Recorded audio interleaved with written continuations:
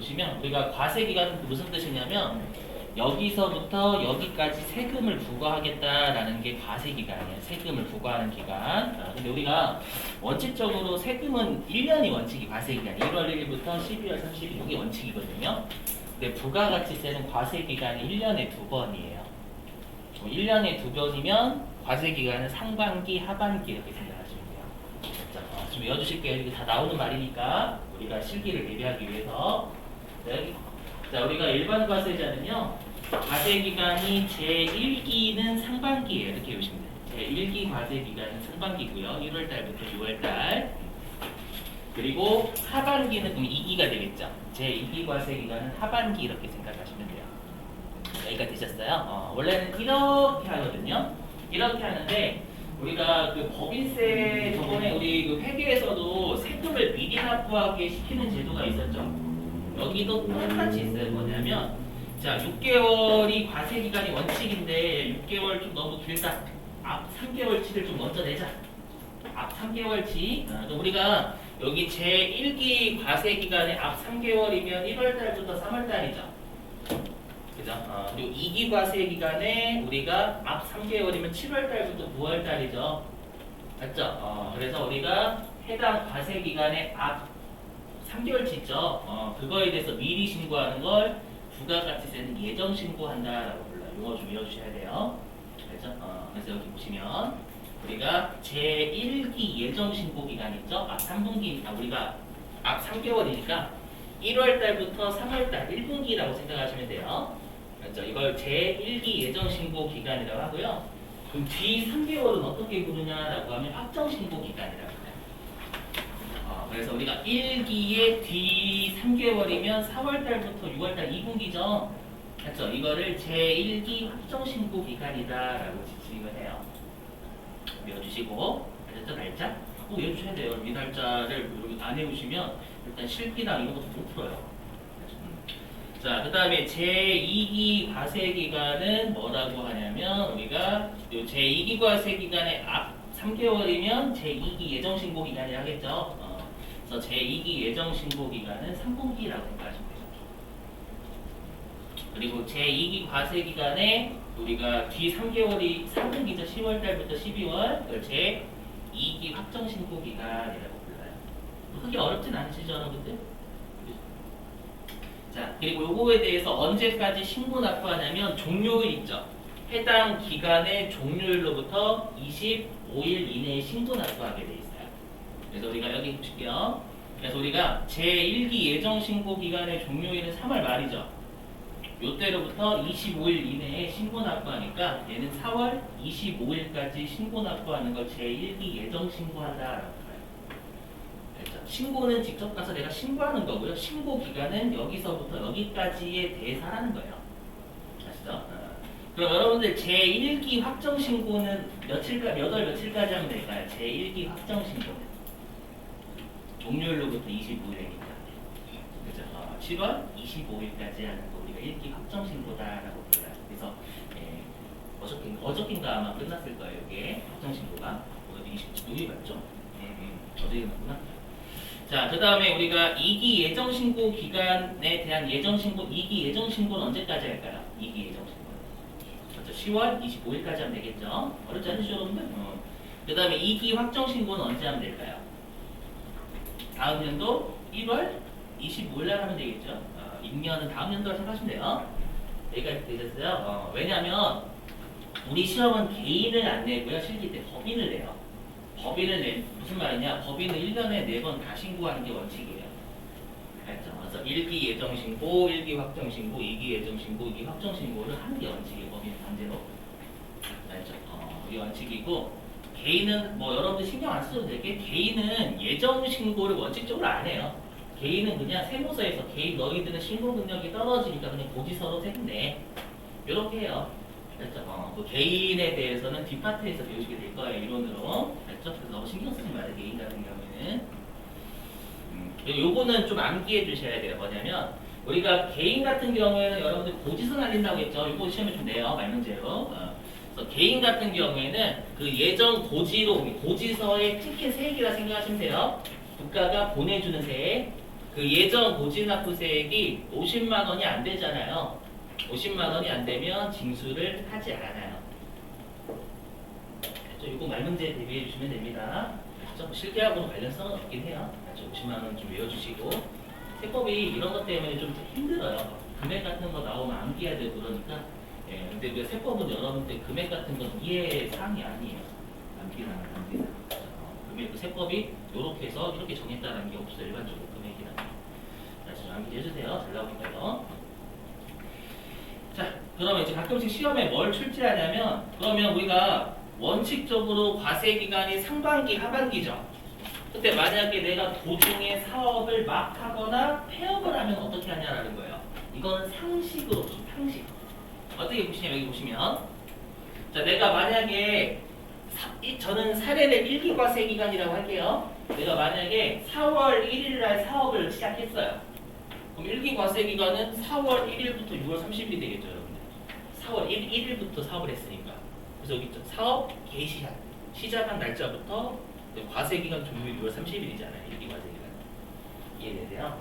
그럼 만약에 내가 5월 3일 날 폐업했대요. 5월 3일 날. 5월 3일 날 폐업했으면 일기과세기간은 1월 1일부터 폐업한 5월 3일까지가 되겠죠.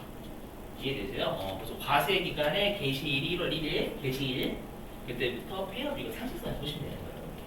이거 가끔 시험에 내는데 어렵진 않아요. 이거 굳이 외우실 필요 없는 상식선에서. 아셨죠? 그거. 자, 넘어갈게요. 자, 넘어가고요. 요거 좀 건너뛰겠습니다. 이거는 실기하고 관련성 없거든요. 일단 실기하고 관련성 없는 건너뛸게요. 좀 여러분들 그 제가 PPT 나눠드린 건 좀 죄송해요. 좀 건너뛸 거니까 좀 양해 좀 부탁드려요.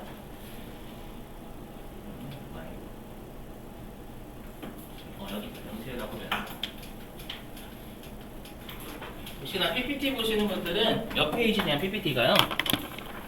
얘가 28페이지입니다.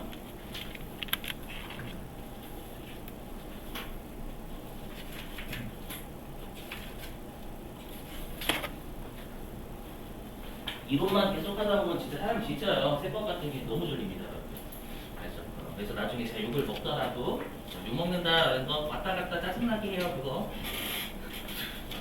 그래서 그 욕은 뭐 먹을 수밖에 없어요. 근데 제 딴에는 여러분들 그 배려한답시고 지금 핑계 잘 되고 있죠. 핑계.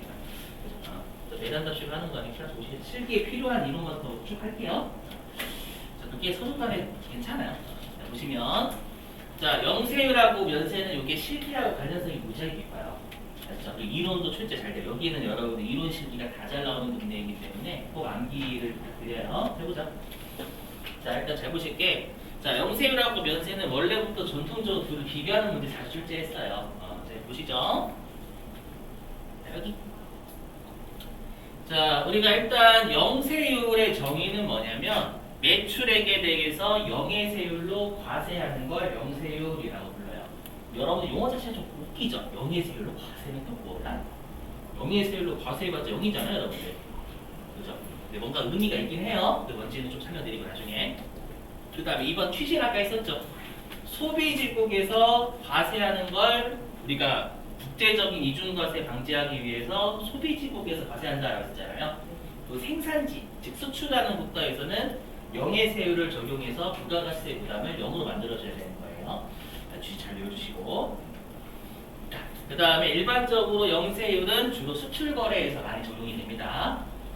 자, 그럼 영세율이 어떻게 돌아가는지 좀 보실게요. 여러분들 잘 보시면. 자, 여기 A. 자, A가 여기 10% 사업자 몇 뜻이에요? 제가 어저께 별대 언급 없으면 다 사업자예요.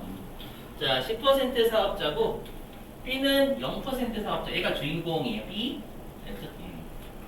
자, 보시면 자, A가 매입한 금액은 하나도 없대요. 알죠? 그럼 A가 얼마의 가치를 만들어내고 싶냐면 100원의 가치를 만들어내고 싶대요. 우리가 가치, 부가가치라는 건 매출 빼기 매입이었죠. 어저께. 맞죠? 그럼 A는 100원의 가치를 만들어내려면 B한테 얼마를 팔면 돼요? 여러분들?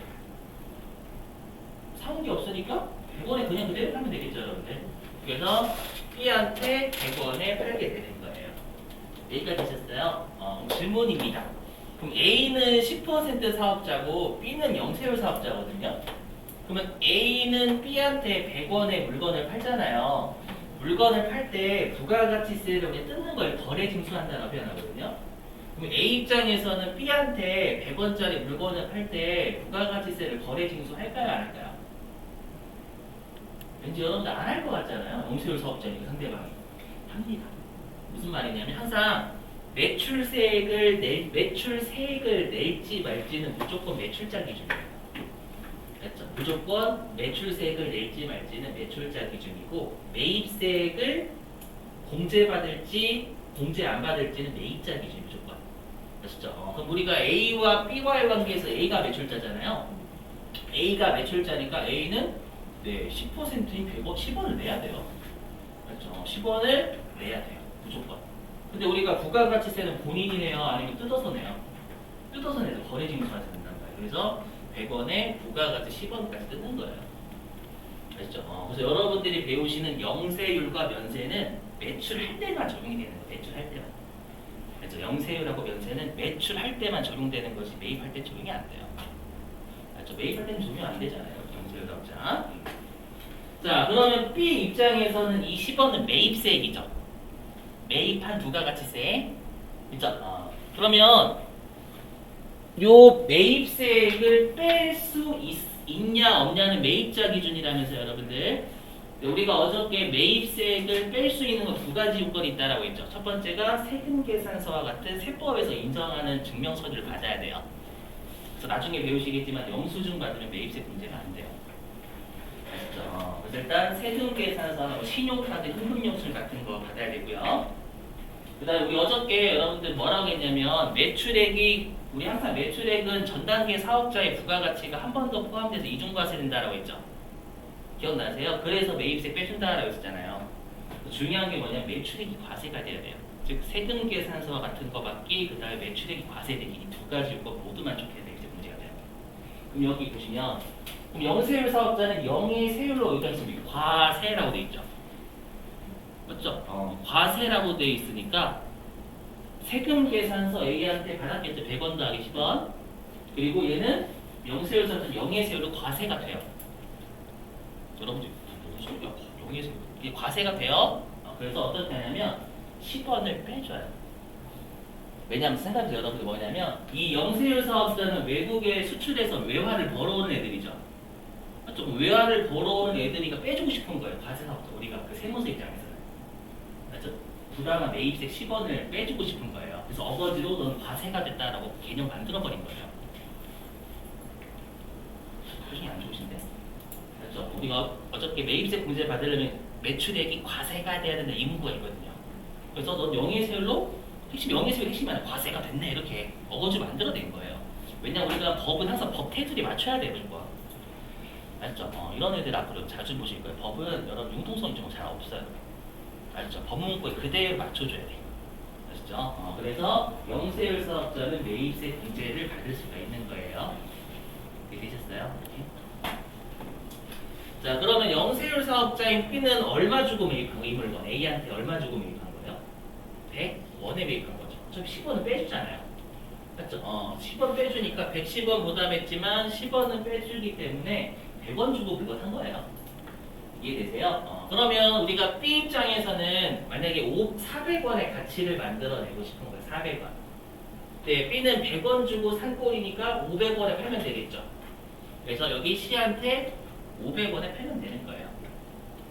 이해되세요? 그럼 이제 B 입장에서는 자신이 이제 매출자, C와의 관계에서는 매출자니까 본인을 기준으로 매출세액을 낼지 말지 계산하는 거예요.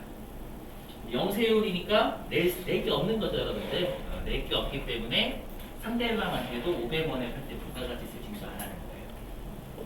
이해되시겠어요? 네? 만약에 예를 들면 어떤 회사 같은 경우 여기 저희가 수출하거나 이런 데 좀 약간 우선은 자세하게 배우시려면 우리 쪽이 아니라 세무사나 회계사 그쪽인데 네. 어떤 이해가 안 가다 영세요에 사실 이것만 배우시면 이것만 이건 알면 네, 아직 이것만 해. 자, 보시면 자, 잘 보셔야 돼요. 자, 그지 같은 용어 나와요. 뭐냐면 여러분들이 영세율 사업자인 B는 세금을 냈어야 안 냈어요? 부담을? 안 했죠. 왜냐하면 10원 부담했지만 10원 뺐죠. 부담 안 했고. 그 다음에 C한테 징수한 거 없죠. 낸 거 없죠. 맞죠? 그래서 우리가 뭐라고 하냐면 용어가 그지 같아요. 이 영세율 제도를 완전 면세 제도다. 이름이 그지 같아요. 여기 면세 있잖아요. 여기에서의 면세는 우리가 뭐예요? 부가가치세 부담이 없다 그 뜻이죠. 여기서의 면세는 뭐냐면 완전하게 세금 부담이 면세되다 그 뜻이에요.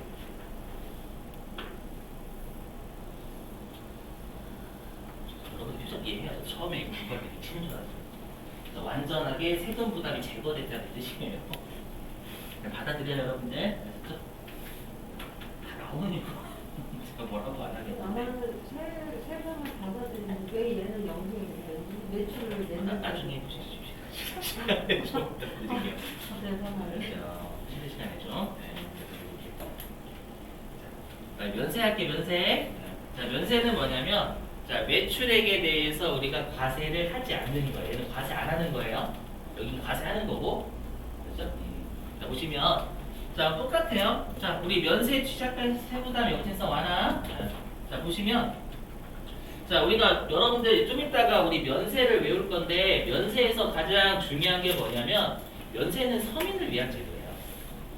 아시죠? 그래서 좀 이따가 면세는 다 서민들이 쓰는 물건에 대해서 주로 면세를 해줘요. 아시죠? 그래서 여기는 주로 생활 필수품이라고 되어 있지만 외우실 거 좀 많아요. 아시죠? 그거는 주로 PPT로 외우시는 게 나을 거예요. 교재가 좀 복잡하게 되어 있거든요. 됐고요. 자, 그다음 보시면 자, 보세요.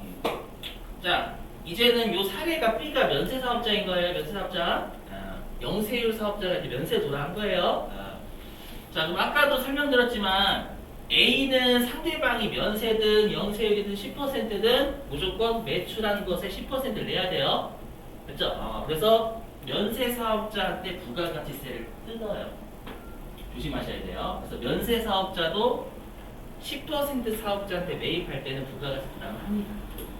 아셨죠? 그래서 면세 사업자는 매입세 부담해요. 매출세가 안 낼 뿐이지. 자, 조심. 자, 그러면 면세 사업자는 A한테 세금 계산서 받을까요? 못 받을까요? 받아요? 받아요. 맞죠? 세금 계산서를 못 줄 뿐이지 받기는 합니다. 10% 사업자들이. 되시겠어요? 자, 근데 우리가 A와 B와의 관계에서 B가 매입자죠. B 입장에서는 이 10원이 매입세액이란 말이에요. 그럼 이 10원을 빼냐 못 빼냐 판단해야 되겠죠. 우리가 첫 번째 세금 계산서와 같은 적격 증명서를 받아야 되는데 받았죠. 일단 1번 요건은 충족했어요. 근데 2번 요건이 뭐냐면 매출액이 과세가 돼야 된다라는 게 있었죠. 얘는 매출액이 과세가 안 돼요. 얘는 매출액이 과세가 된다라고 어거지 만들어낸 거고. 맞죠? 과세가 안 되니까 2번 요건 탈락이에요. 탈락이 돼 뭐라고 그러냐면 이렇게 면세 사업자의 매입세액은 공제가 안 돼요. 그래서 이걸 전문 용어로 뭐라고 매입세액 불공제라고 불러요. 매입세액 불공제. 그래서 매입세액이 공제가 불 안 된다는 뜻이에요. 나중에 우리 실기할 때 불공이라는 게 불공, 그게 불공 매입세액 불공제라는 뜻이에요. 매출세액을 안 내기 때문에 매입세액을 내면은 이제 나라에서 환급을 주잖아요. 그래서 안 내는 거 아니에요? 어떤 거요? 얘가 B가. B가요? 네. 환급이 안 되죠. 그죠. 그러니까 매입세액을 내면은 환급이 되는 거잖아요. 네? 환급 안 돼요. B 사업자 그러니까. 매출 과세가 안 되니까. 그러니까 과세가 안 되니까. 네. 그래서 매입공제가 안 되는 네, 거죠. 그렇죠, 그렇죠. 네. 과세 사업에 사용하지 않으니까 그래요. 원래 원칙이. 자, 그럼 여러분들 B라고 생각을 해보시면 B가 10원을 못 빼죠. 못 빼니까 B는 얼마 주고 산 거죠? 얘한테 물건을. 그죠? 110원 주고 산 거예요. 그래서 나중에 여러분이 만약에 B가 매입한 게 차다 라고 하면 차 가격이 110원이라고 돼 있어요. 실제로. 얘는 100원이라고 돼 있어요. 왜냐면 110원 줬지만 10원 빼니까 차 가격은 차 샀으면 100원 주고 산 거지. 맞죠? 근데 여기에서 B는 차를 110원 주고 사는데 10원은 못 빼잖아요. 못 빼니까 나 차 110원 주고 샀다 이렇게 생각하지 않을까요? 나중에 매입세 불공제가 되면 해당 계정법은 얹혀져요. 나중에 뒤에 가서 다시 할게요. 자, 그러면 B는 110원 주고 산 꼴이죠. 그러면 400의 가치를 만들어내야 되잖아요. 맞죠? 그러면 얼마에 팔아야 돼? C한테?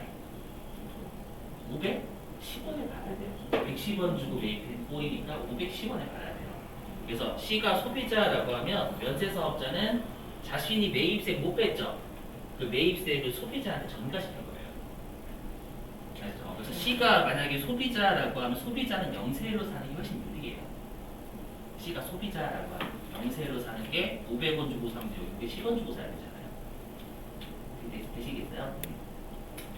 자, 그러면 이제 B와 C와의 관계에서는 B가 이제 매출자죠. 그럼 B는 본인을 기준으로 면세니까 소비자한테 부가가치 받지 않아요. 되시겠어요? 자, 걷지 않고 내는 거 없죠. 여기까지 되시겠어요? 자, 이제 용어 그지 같은 거 나와요. 자, 우리가 면세를 뭐라고 하냐면 아까 영세율은 완전 면세다라고 했죠. 네, 여기 면세는 뭐라고 하냐면 불완전 면세라고 합니다. 자, 왜 그런지 설명할게 보시면. 자, 보세요. 자, B는 낸 게 없죠. 낸 거 없는데 분명히 B는 A한테 10원 줬잖아요. 10원 준 거를 뺐어요, 못 뺐어요? 못 뺐으니까 매입세 10원은 부담한 꼴이에요. 물론 소비자한테 전가는 시켰지만 실제로 10원을 못 뺐기 때문에 10원은 부담했죠. 맞죠? 그래서 완전하게 세금 부담이 제거된 건 아니다라고 해서 불완전 됩니다. 그렇게 선말 이해되시겠어요? 완전하게 세금을 전가시킨 거죠. 여러분 실제로 10원 못 뺐잖아요. 10원 부담을 일부 한 거예요. 매출세액은 안 내지만 매입세액은 못 돌려받았으니까 매입세 부담을 한 거다는 뜻이에요. 아셨죠? 참 용어. 그죠? 지금까지죠. 되시겠어요? 좀 외워주세요 이거. 넘어갈게요. 자, 그 다음에 이 중요한 거 요거 좀 중요해요.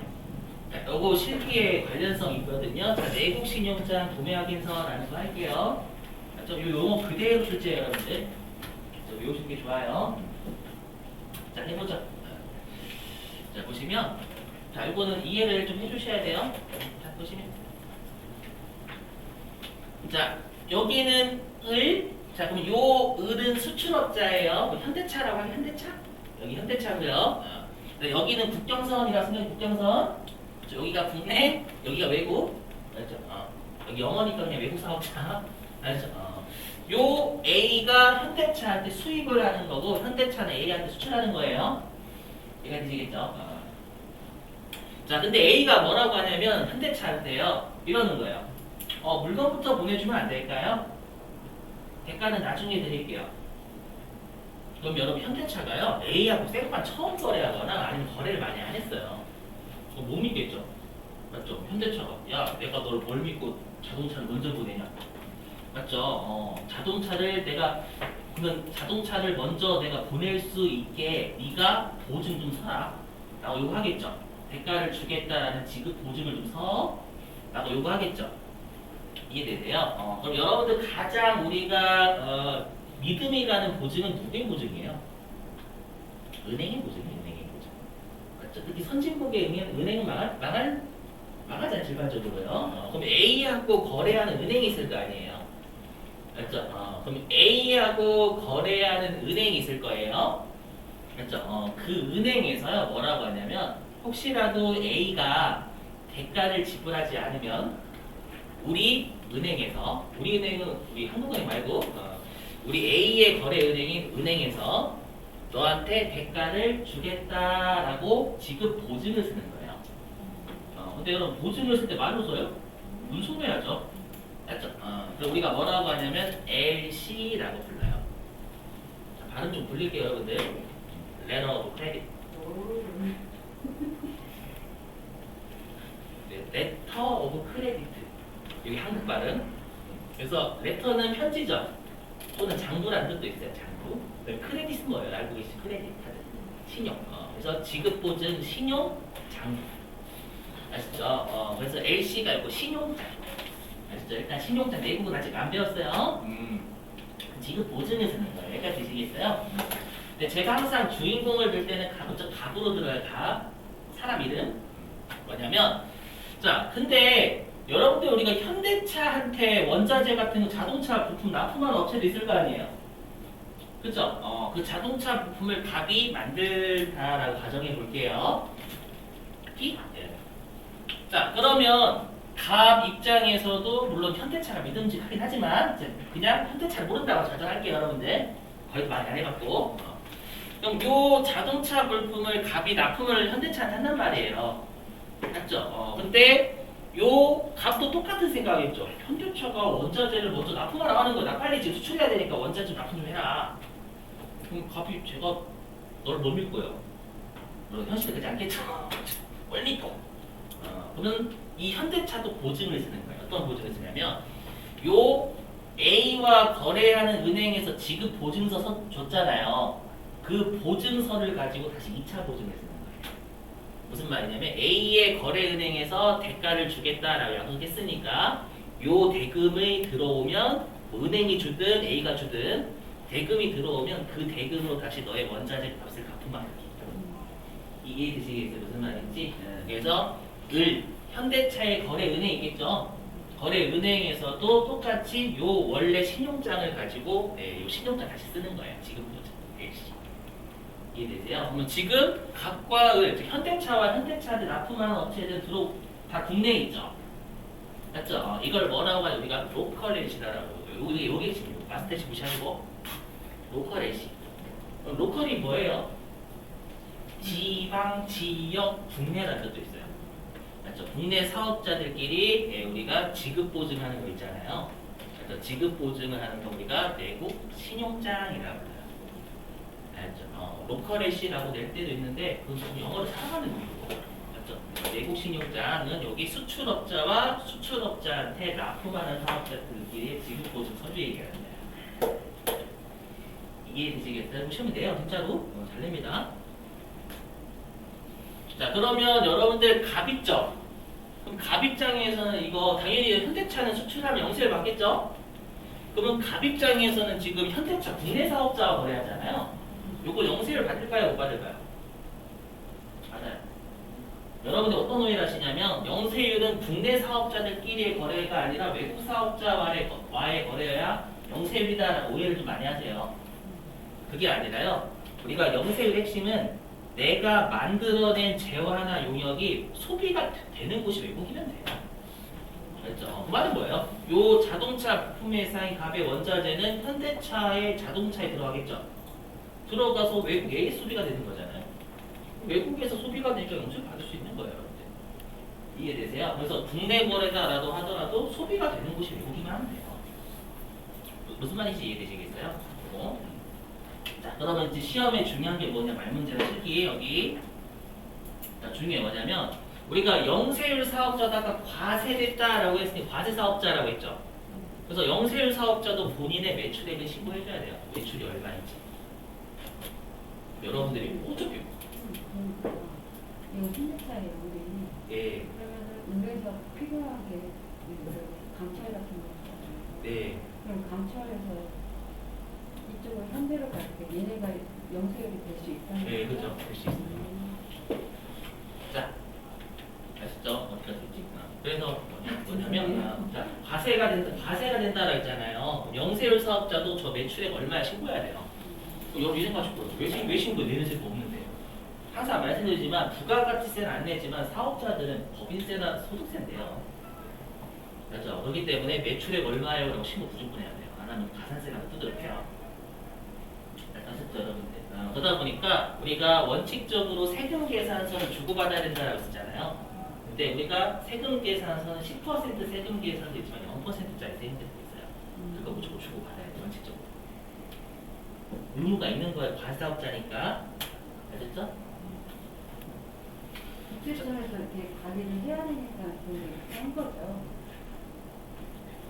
나중에, 네, 나중에. 네, 죄송해요.